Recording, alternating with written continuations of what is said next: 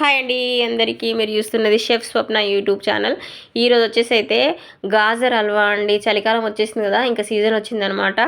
ఇంకెక్కడ చూసినా బండ్ల మీద మొత్తం అవే కనబడతాయి కదా, అందుకోసమని సీజన్ ఉన్నప్పుడు చేసుకునే స్వీట్స్ అయినా వంటలైనా ఏవైనా ఏ సీజన్ అప్పుడు అవి చేసుకుంటే బాగుంటుంది కాబట్టి ఈరోజు వచ్చేసి అయితే నేను ఇంకా గాజర్ హల్వా చేద్దామని 1 కేజీ గాజర్ తీసుకున్నానండి. కేజీ తీసుకుంటే ఒక 6 వచ్చినాయి అనమాట.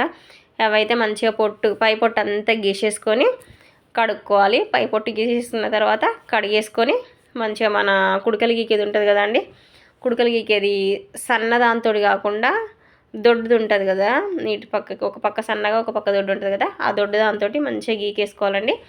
అంటే కోరుకోవాలి దాంతో.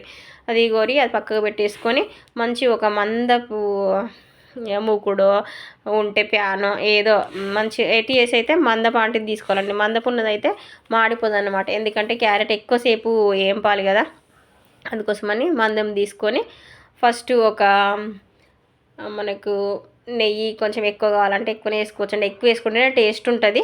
ఇంకా కొంతమంది ఇప్పుడు ఫ్యాట్ అది ఇదని వేసుకోరు కదా, ఇంకా ఎంత మనకు తినగలుగుతాం అంటే అంత, ఎంత ఎక్కువ వేసుకుంటే అంత బాగా టేస్ట్ ఉంటుంది. కానీ ఇంకా కొంచెం తగ్గించేసుకొనైనా వేసుకోవచ్చు. నేనైతే ఒక 5 టేబుల్ స్పూన్ ఆపు నెయ్యి తీసుకున్నాను.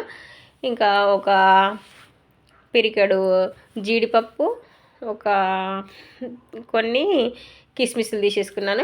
మంచిగా వేసుకొని అవి పక్కకు పెట్టేసుకోవాలి. అవి పక్కకు పెట్టేసుకొని ఇంకా అదే నెయ్యిలో ఇప్పుడు మనం మంచిగా కోరి పెట్టుకున్న క్యారెట్ ఉంది కదండి, చూడండి అలా దొడ్డుగా ఉంటే మంచిగా వేగుతుంది, కొంచెం పంటికి తగులుతుంది అనమాట. ఇలా మంచిగా మనం గీకి పెట్టేసుకుంటే ఇంకా అదే ప్యాన్లో కొంచెం అంత నెయ్యి యాడ్ చేసుకొని క్యారెట్ అంతా వేసేసుకోవాలండి. క్యారెట్ వేసుకున్న తర్వాత మంచిగా కలుపుతూ ఉండాలి, వదిలేయకూడదు. వదిలేస్తే కొంచెం మాడిపోతుంది. ఎప్పుడు కలుపుతూనే ఉండాలి, ఒక 1-2 మినిట్స్కి అట్లా కలుపుకుంటూ ఉండాలి.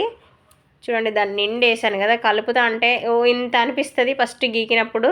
అది మంచిగా దగ్గరికి అయ్యేసరికి ఎంత అవుతుందండి, తక్కువనే అవుతుంది. అందుకలా మంచిగా వేపుకుంటూ చేసుకోవాలి. అసలు క్యారెట్ చేసుకునేది అయితే ఈ గాజర్ తోటే. ఇక మనకు తప్పది, క్యారెట్ హల్వా తినబుద్ధి అయినప్పుడు క్యారెట్ తోటి చేసుకుంటాం కదా. అసలైతే హల్వాది అయితే ఇదే. ఇంకా మనం అన్ని సీజన్లో క్యారెట్ తోటి చేసుకుంటాం కదా, క్యారెట్ తోటి కూడా చాలా బాగుంటుంది టేస్ట్. ఇదైతే ఇంకా ఎక్స్ట్రా టేస్ట్ వస్తుంది అనమాట. అది మంచిగా వేగిపోయిన తర్వాత నేను కేజీ తీసుకున్నాను కదండి, కేజీకి ఒక 400 గ్రామ్స్ షుగర్ తీసుకున్నాను. క్యారెట్ మంచిగా వేగి అందులో నుంచి ఆ నెయ్యి బయటకు వచ్చినప్పుడు షుగర్ వేసుకోవాలండి. షుగర్ కూడా మంచిగా ఇంకా షుగర్ వేసిన తర్వాత హై ఫ్లేమ్లో పెట్టుకొని షుగర్ అంతా మంచిగా పాకంలాగా వచ్చేంతవరకు మళ్ళీ తిప్పుతానే ఉండాలి, మంచిగా తిప్పుకోవాలి. ఇట్లా తిప్పేటప్పుడే కొంచెం జీడిపప్పు 4 కిస్మిస్లు వేసామనుకోండి. జీడిపప్పు కొంతమందికి క్రిస్పీగా ఇష్టము, కొంతమందికి మంచిగా అందులో ఉడికిందే ఇష్టం అనమాట. ఇంకెలా ఇష్టం ఉంటే అలా వేసుకోవచ్చు. ఇలా వేసుకుంటే కూడా చాలా బాగుంటుంది. కొన్ని పైన వేసుకోవాలి, కొన్ని ఇలా పాకం వచ్చిన తర్వాత వేసుకుంటే మంచి టేస్ట్ వస్తుంది. ఇలా ఇంకా దగ్గరికి అయిపోయింది కదండి పాకము. ఇలా దగ్గరికి పాకం ఎప్పుడైతే అవుతుందో అప్పుడు 1 కేజీకి 1/2 లీటర్ పాలు తీసుకున్నానండి. ఒక 1/2 లీటర్ ప్యాకెట్ ఉంటుంది కదా, మంచి క్రీమ్ మిల్క్ అవి తీసుకున్నాను నేను. కరెక్ట్ 1/2 లీటర్ పాలు అవి. ఈ పాలను ఎలాగంటే మంచిగా దగ్గరికి వచ్చి కలాకండ్ ఇట్లా మనకు ఉండలు అట్లా ఉంటుంది కదా, అట్లా అయ్యేంత వరకు తిప్పుకోవాలి మంచిగా. ఎంత బాగా పాలు మరిగి దగ్గరికి వస్తే క్యారెట్ హల్వా అంత బాగుంటుంది అనమాట. అంతే అండి. ఇలా ఇంకా పాలన్నీ ఎగిరిపోయి దగ్గరికి వచ్చేంత వరకు కలుపుతానే ఉండాలి.